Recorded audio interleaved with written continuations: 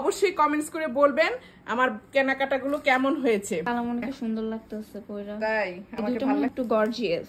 ওই যে বললাম না, গিফট দিতে গেলে তো অনেক ক্যাটাগরির মানুষ আছে। কাকে আসসালামু আলাইকুম এভরিওয়ান, চলে আসলাম স্পেশাল ঈদ ব্লগ নিয়ে।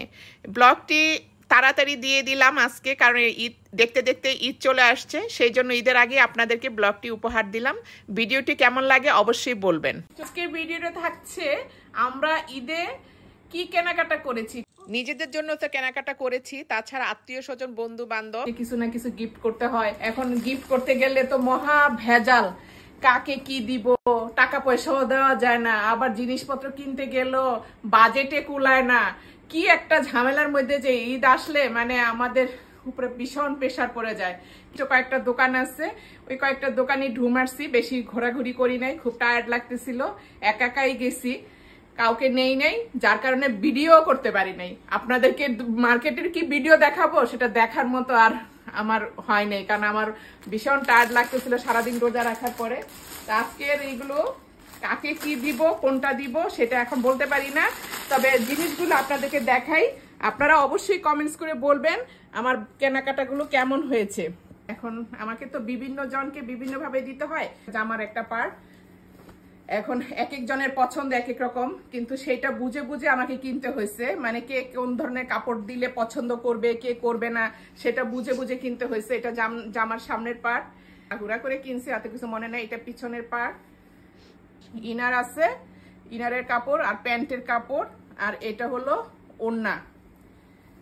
এই যে ওড়নাটা, এখন ওড়নাটা অনেক সুন্দর।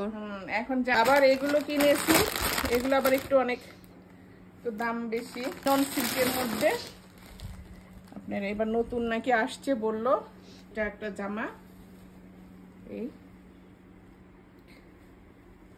কালারগুলো আমার কাছে খুব ভালো লাগছে, তাই না?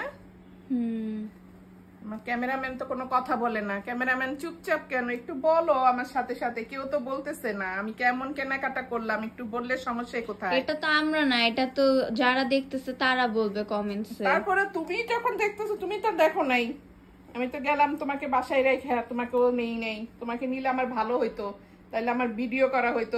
তুমি বললা যে ইফতার খায় তোমার নাকি খুব টায়ার্ড লাগতেছে। এটা খালামণিকে সুন্দর লাগতেছে পয়রা। তাই আমাকে ভালো লাগতেছে। আপনারা বললেন তো আমি কোনটা নিব। এই জামা, এই প্যান্ট, এই ওড়না, এটা একটু কটন টাইপের, এটা নাকি ইন্ডিয়ান ওই যে নালির ড্রেস, এই দিল্লির, সুন্দর আছে। এটা প্যান্ট, এই প্যান্টটা সুন্দর। এটা ওড়না।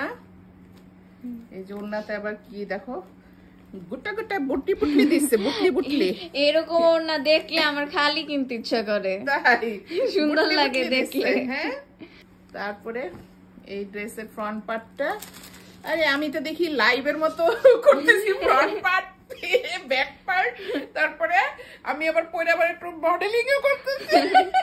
আরে একটু করলে কিচ্ছু হয় না, আমি তো প্রফেশনাল হয়ে যাচ্ছি। আমি কি কোনোদিন বিজনেস করবো নাকি, তাই চিন্তা করতেছি। করেন, করলে আর ভালো হবে। ওয়াও, এইটা আর এই নীলটা, এই দুইটা মনে হয় একটু গর্জিয়াস। ওই যে বললাম না, গিফট দিতে গেলে তো অনেক ক্যাটাগরির মানুষ আছে, কাকে যে কোনটা দেওয়া যায়। এই তো এটা ওড়না, এই জামার ফ্রন্ট পার্ট, এই যে খালামণি যে যতগুলো জামা পরতেছে সবগুলোতেই সুন্দর লাগতেছে।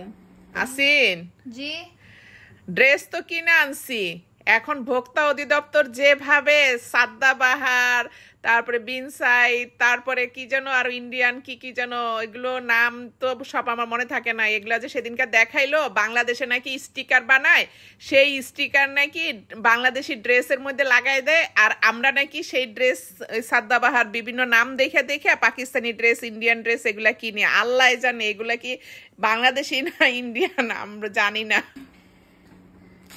আপনার এই জামা আর এই জামা দুইটা একসাথে মিলে গেছে পুরা।